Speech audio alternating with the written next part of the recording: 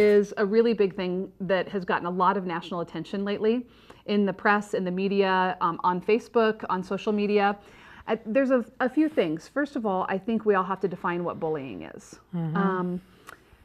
There's a lot of henpecking and ordering that children go through when they're going through school, and some of it you're going to be able to talk to your kids about and kind of help them organize their feelings. But I think what you're talking about is when someone is actually being mean or cruel to your child, and you've maybe tried to talk to the child about it, the other child, the school, what do you do? So I think a couple of things are important. And this is what I tell kids as well as parents. If you've tried your very best to use your words to solve the problem. And you, the child? Yes. if you've interacted with this child, you've tried to use your words to solve the problem. You've gone to an appropriate adult at school. Nothing's still happening. And you've now gone to your parents and said, I'm still being bullied at school. So-and-so is being really mean to me. I think it is our job as parents to believe our children, to go find the right appropriate adult, and to be sure that the problem is resolved, and to stay in that process of resolution until we really are hearing from our kid that that's feeling better. Now, we could talk about bullying for a long time. There are so many other social dynamics that go into bullying, including the child feeling like they're telling on peers and there's going to be social repercussions. I think that especially with school-age children, it has to be a three-legged stool. You have to have the school involved with the parents and the kids. You know, what Amy and I love to see when these situations is it becomes part of a curriculum within the school and the classroom. Absolutely. So it's not just the culture at school. It's not just dealing with this person did something to this person. It's all the kids have to learn collectively of how to get together. I want to say one other thing, which is a little bit another perspective on bullying, but it should not be left as the only thing you tell your young child. One of the things that I talk about in my parenting classes a lot is if your goal is to change how the other person is feeling or behaving, you've already lost.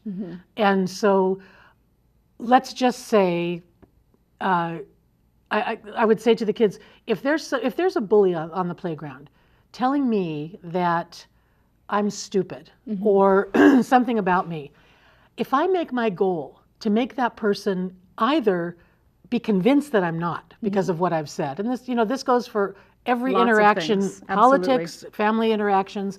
My goal cannot be to make the bully feel differently. So all my goal can be is my I message. So the same thing, like if your kids are screaming at you or your kids are flicking at you, instead of why are you doing it, you need to stop doing it. There's no power in that. I like the I message. Same thing with bullies. Say, when somebody talks to me like that, I walk away.